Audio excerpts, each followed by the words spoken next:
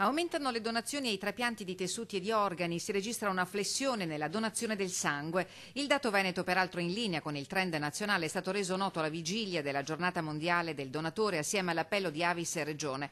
I donatori non bastano, dice il presidente dell'Avis regionale Giorgio Brunello.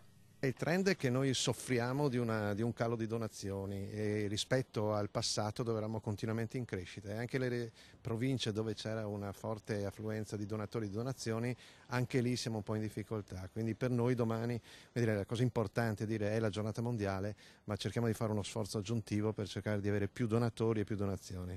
In Veneto lo scorso anno sono calate le donazioni di sangue Avis anche nelle province dove solitamente si registravano i migliori risultati: Treviso, Venezia, Rovigo e Verona.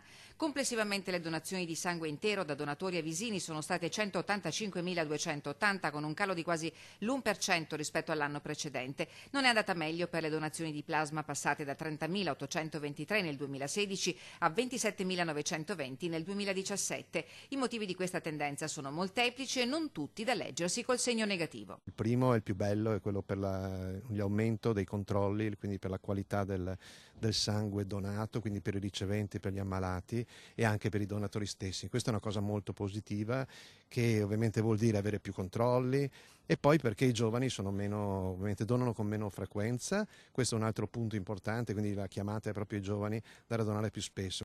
E poi c'è il problema dei donatori lavoratori, impossibilitati per motivi contingenti a donare nelle giornate di sabato e di domenica e timorosi a chiedere un permesso extra al proprio datore di lavoro.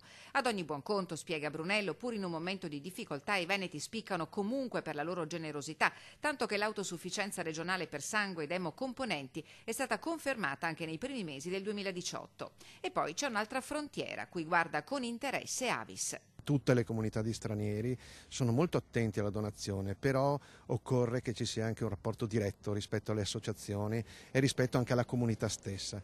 Io credo che questa sia una nuova frontiera, siamo sempre più appunto multietnici, multirazziali, e questo è un modo per loro per sentirsi più cittadini, quindi anche questa chiamata a tutti coloro che magari non sono da sempre in Italia, ma sono nuovi italiani o comunque sono residenti qui, regolari, insomma occorre che su questo tutti ci spendiamo un po' di più.